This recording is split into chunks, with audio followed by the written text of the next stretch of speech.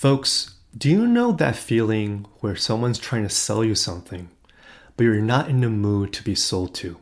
Ever feel like the person you're interacting with has an agenda, but it doesn't resonate with you? There's a quote I want to share. Our intention creates our reality. This quote was by Dyer. Folks, in today's episode, I'm going to share the difference between having an agenda versus having good intentions. For me, it makes a world of difference when you interact with someone that leads with giving first, rather than taking. Want to learn a simple technique to shift the energy of your conversation in a meaningful way? Tune in to find out. Let's cue the intro. Welcome to the Boom Vision Podcast, the show that empowers you to live an enriching life physically, mentally, and spiritually. I am your host, Benjamin Ye. And I created this podcast to give you perspectives on how to strengthen your mindset so that you can build optimal health, create aligned wealth, and connect with your higher self. It's all interconnected. Let's get to work. Hi folks, welcome back to episode 82 of the Boom Vision Podcast. My family just got back from a summer vacation and there's been quite a few highlights from this recent trip. For today's episode, I want to share the difference between having an agenda versus having good intentions. And I also want to share a technique of what you can do to shift the energy of your conversation in a positive way. So let's dive right in. Recently, I saw an episode of Diary of a CEO where the host interviewed Simon Sinek. This episode was published in June 16 of 2024. It's a great interview that I recommend you guys listen to. I'll make sure to include the link in the show notes. But the one part I want to highlight is when Simon talks about the difference between the speakers he shares on stage with or when he's interviewing guests on his show. What Simon Sinek shares is that when you meet someone with a quote-unquote agenda, they want to take, not give.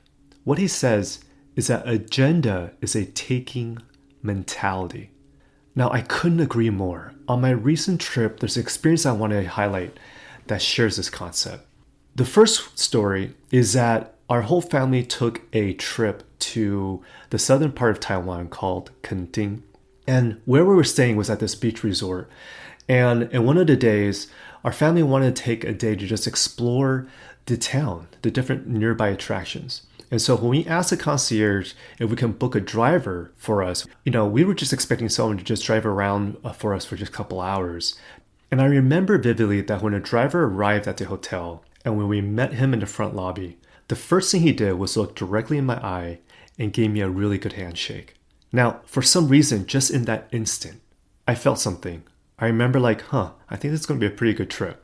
And what happened was when we all got into his minivan, when he started driving, he immediately just started sharing some fun facts about the town, the history of the city. And we were just a little bit blown away because all we thought was about just this person's just going to drive us around. But it turns out that aside from being a driver, he was also a tour guide. He actually has experience being a tour guide around the city. And so we just felt so lucky to have someone with that experience, being so fun, lighthearted, and just overall created such a great environment. And it made such a difference in experience in the next following 4 hours of that afternoon.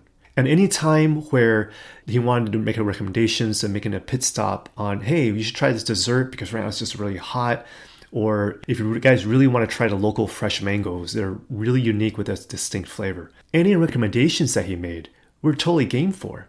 And the reason is because the driver led with giving first, with serving first. And our family felt that intention early on. It made such a difference when you lead with positive intention versus just leading with an agenda. Now, the second story I want to share is a recent movie that I saw, which was called BlackBerry. This movie came out in 2023, and it evolved around the three main characters, which was the two co-founders, Mike Lazaridis and Doug Frieden. Those are the two first co-founders of Research in Motion, RIM, that created BlackBerry. And then the third person it revolved around was Jen Balsillie. This later on became the co-CEO of the company. Now, I don't want to ruin the plot, but as you can remember with BlackBerry, it was one of the early smartphones that was created that actually had a huge market share in the whole smartphone marketplace until the iPhone came out. But what was very interesting about this movie when I watched it was that it portrayed three very distinct personalities. Jim Balsillie was recruited to be the co-CEO and lead the sales charge and the company direction of RIM. And the thing is that he had a strong personality, he had an aggressive sales persona, but he also had a personal agenda, at least in the way that the movie portrayed. Now, Mike was known as the co-founder and the brains behind creating and fixing the technology. He was very much in tune with creating a really amazing product, but he was also swayed by Jim being the co-CEO because he knew that Jim had the sales experience that Mike lacked. But also Mike really desired in growing something big. And so he really followed the direction that Jim led. Now, Doug was also one of the co-founders. He was actually one of the best friends of Mike. And he, in my mind, and at least in how the movie portrayed him, was the heart and soul of the company, the culture. He really cared about creating a fun and loving environment for the team of engineers that he managed. And what was really interesting is that midway in this meteoric rise of BlackBerry, Doug ultimately got pushed out when Mike and Jim wanted to grow aggressively and just didn't feel like Doug was cut out for it. And Doug was really heartbroken because it's like losing his best friend. It's like being pushed out of a company that he actually co-founded.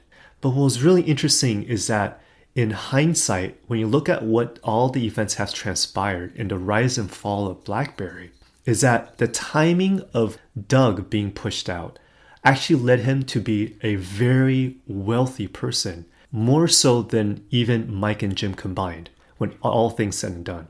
And so for me, the takeaway in watching this movie was that it's a classic study of what happens energetically when you are intention-led versus agenda-led. Doug planted the seed of good intentions and stayed true to his values in his way of being throughout his time at RIM. Now, it costed Doug his friendship and ultimately it got ousted by the company he co-founded, but in looking back, his timely departure left him to be so much more wealthier than Jim and Mike, with all the energy and time that they spent in this company. And so I wanted to highlight just these two stories because I wanted you to understand the difference between what happens when you lead with good intentions versus when you lead with an agenda. And so with that said, what are this week's action steps to be more intention-led? It's really simple. The next time you have a meeting with someone, whether it's someone new that you just met or meeting with an old acquaintance, rather than listing out the outline or the agenda of that meeting, I just want you to do something different. I want you to start the meeting by just starting and saying, my intention for today's meeting is this. Share what is it that you want to accomplish, but also how you want it to be accomplished. Because when you share the intention, for example, of wanting to create a win-win scenario, but in a way that we can be transparent and feel good for all parties involved. And you stay true to those intentions. When you state your intentions in the onset of any interaction, what it does is that it creates the space for the type of energy you want the conversation to be in. I'll say that again. When you state your intentions early on, what it does is that it creates the space with the type of energy you want this conversation to be in. Do you want the space to be filled with loving and understanding energy? Do you want it to be collaborative? Or do you want it to be one way? Honestly, there's no right and wrong. I'm just sharing with you a technique that has profoundly helped me create intentional conversations and meetings with people that I meet with. So with that said, what is the final thoughts for today's episode? There's a quote I want to share. There's no way to become great overnight, but in a marathon of success, it takes a lot of intentions to see you through each day of the journey. This quote is by Lewis Howe. I hope today's episode inspires you to be intention-led. It's amazing how much positive energy can be created when you lead with intention, a giving mindset. I'd love to hear your thoughts. Send me a DM on Instagram @BenjaminYeh to share with me what you feel about today's episode.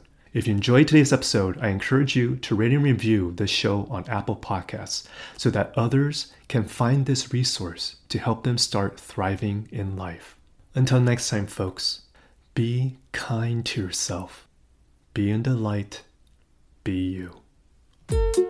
Thank you so much for tuning in to my Boom Vision podcast.